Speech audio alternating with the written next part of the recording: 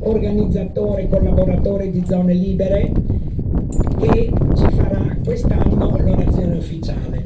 È una scelta precisa la nostra di iniziare a fare dei passaggi di testimone, soprattutto per la ricerca e l'analisi e di una visione anche generazionale degli avvenimenti storici che sono accaduti. È con grande piacere quindi che vi invito ad ascoltare Francesco e il suo lavoro sulla vicenda di Daniel e della Resistenza internazionale.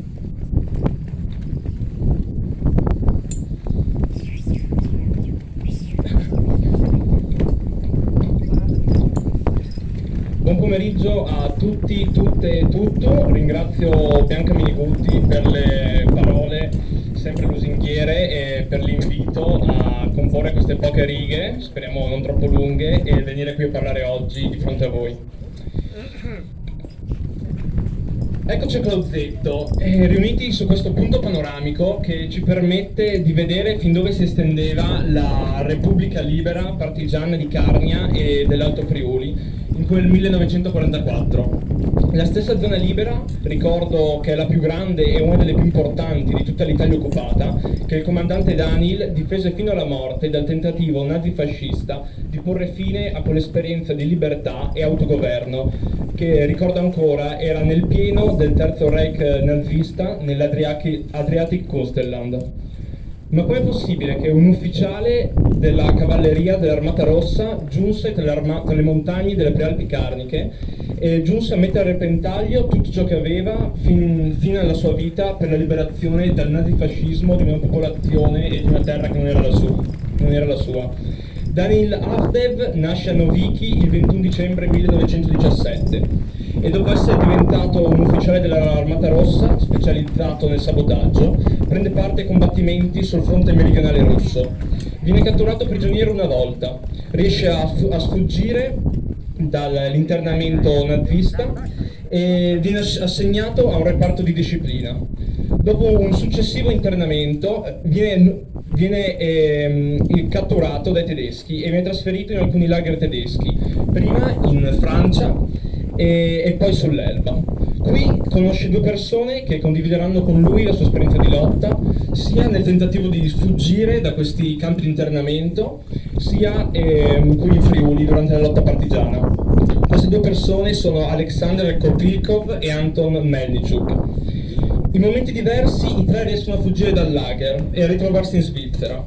Una volta qui, determinati a continuare la loro lotta, nonostante abbiano raggiunto un porto sicuro, decidono di raggiungere il Friuli attraverso un avventuroso viaggio a piedi, durato più di un mese. Il 24 maggio 1944 si aggregarono al battaglione Garibaldino Matteotti, che operava sulle montagne attorno al lago di Cavazzo.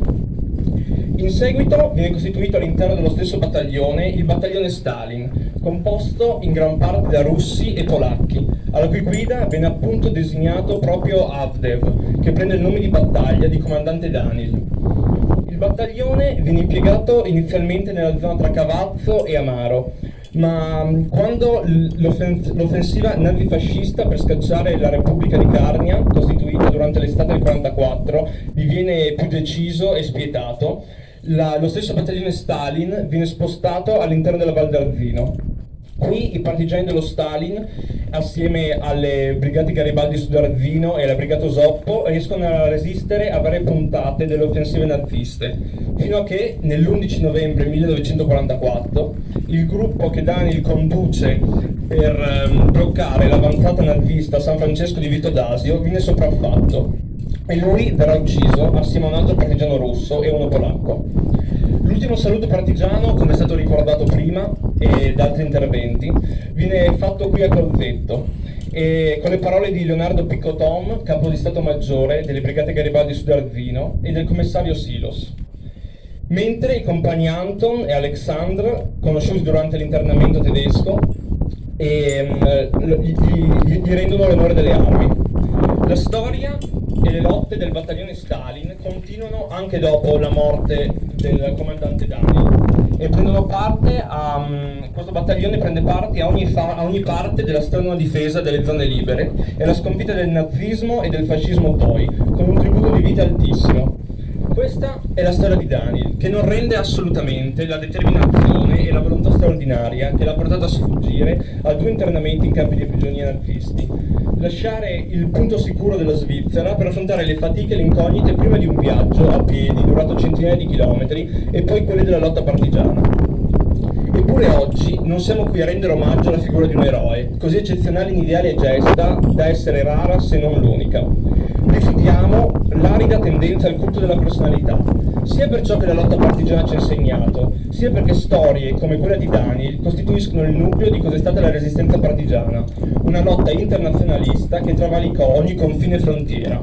La lotta partigiana, infatti, è ricchissima di esempi che ribadiscono come gli sforzi di quei giorni fossero mirati alla creazione di un mondo e una società migliore e non all'affermarsi di una bandiera nazionale. Nello stesso Friuli furono 3 i battaglioni sovietici. Il primo è lo stesso Stalin, già citato più volte, guidato da Daniel, inserito all'interno delle brigate garibaldine del Friuli. Un secondo Stalin si costituisce nel settembre 1944, grazie a un centinaio di cosacchi, all'interno della divisione d'assalto Garibaldi Natisone, mentre un nutrito gruppo di sovietici operava tra i fiumi Tagliamento e Livenza, all'interno della brigata unificata Ippolito Nievo A. Ma non si limitava alla presenza in montagna questa azione. Infatti un intero battaglione sovietico, denominato Chapaev, alle dirette dipendenze della divisione Gap Friuli, operò nella pianura friulana, con azioni incisive e spesso spettacolari, come la partecipazione all'assalto alle carceri di Udine. La partecipazione in Italia di sovietici, polacchi, georgiani, armeni ed ucraini, che solo nel nord-est sono stati oltre 600, di cui circa 170 caduti, fu numerosa in tutte le regioni dove si sviluppò la resistenza, ma non fu l'unica.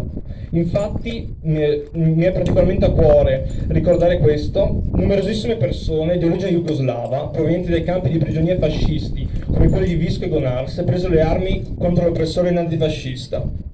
Inoltre, in molti di nazionalità tedesca ed austriaca disertarono la Wehrmacht, assieme a cosacchi e non solo, che abbandonarono le truppe collaborazioniste. Questa partecipazione costituisce una storia quasi sconosciuta e dimenticata, che si contrappone nettamente alla visione solamente patriottica di lotta con un invasore straniero che spesso viene proposta. Eppure, sia la dimensione che la distribuzione sul territorio di questa partecipazione fu importantissima. Solo nell'ottobre-novembre 1944, a Spilimbergo, vennero fucilati 23 partigiani, disertori della Wehrmacht e un sovietico, e vennero gettati tutti in una fossa comune nel cimitero. Tuttora i nomi di quei partigiani che disertarono l'esercito invasore su questa terra non sono ricordati né a Spilimbergo né all'interno di pubblicazioni. Ancora qualche parola. Direttamente conseguente alla caratteristica internazionalista della lotta partigiana viene la sua dimensione anticoloniale. Anche qui di esempi ce ne sono innumerevoli. Uno su tutti la Banda Mario, uno dei primi gruppi della resistenza marchigiana e uno dei più eterogenei in assoluto. Croati, serbi, inglesi, russi, somali, eritrei ed etiopi. Quest'ultimi prelevati dalle colonie per diventare attrazioni nella mostra razzista delle terre italiane d'oltremare. Una volta in Italia, queste persone fuggirono per partecipare alla lotta armata contro il nazifascismo. La stessa banda prende il nome da Mario, che era un ex prigioniero istriano che venne confinato in varie colonie di confino fasciste e poi guidò questa banda. Ma non serve arrivare alle Marche, come ce lo dimostra la storia di Rana Bakhtiar, soldato dell'esercito anglo-indiano e partigiano della brigata Garibaldi veneziano. Fucilato dai fascisti dopo essere stato catturato per permettere la fuga dei suoi compagni nel marzo 1945 e lasciato con un cartello razzista per giorni a Corba, esposto al pubblico per vari giorni.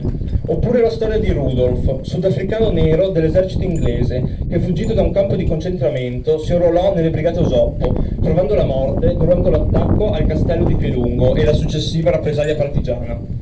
Non furono solo i partigiani di ogni parte del mondo a combattere su questi monti per la libertà del Friuli, ma questo movimento di liberazione dal nazifascismo vide anche partigiani italiani combattere in altri paesi, come le migliaia di italiani che combatterono nella penisola balcanica, accolti da chi, fino all'8 settembre 1943, era stato vittima della loro persecuzione.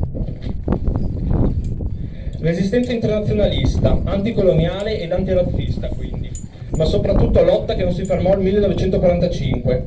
L'esempio di Dani, che ci porta qui oggi, ha animato persone con lo stesso spirito ben oltre la fine della Seconda Guerra Mondiale. Danilo Zecchini, partigiano 17enne, già ricordato da Bianca prima, delle Brigate Garibaldi Sud Alpino. Nel dopoguerra sceglie di continuare a lottare disertando due eserciti, quello italiano e la legione straniera francese, per unirsi alla lotta dei Viet Minh contro l'oppressione colonialista francese.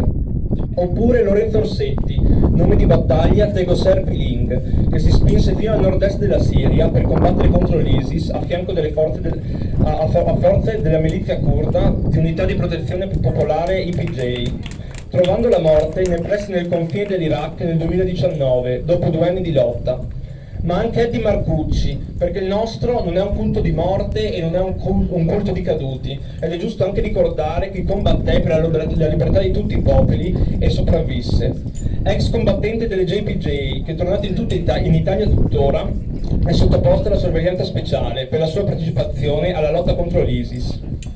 Oggi siamo di fronte a un cimitero, a una targa, ma la memoria della Resistenza non può essere che vitale, collettiva e partecipata. Ed è per questo che è fondamentale creare un ponte tra la Resistenza di ieri e quella di oggi, e le storie che ho riportato oggi spero che l'abbiano fatto.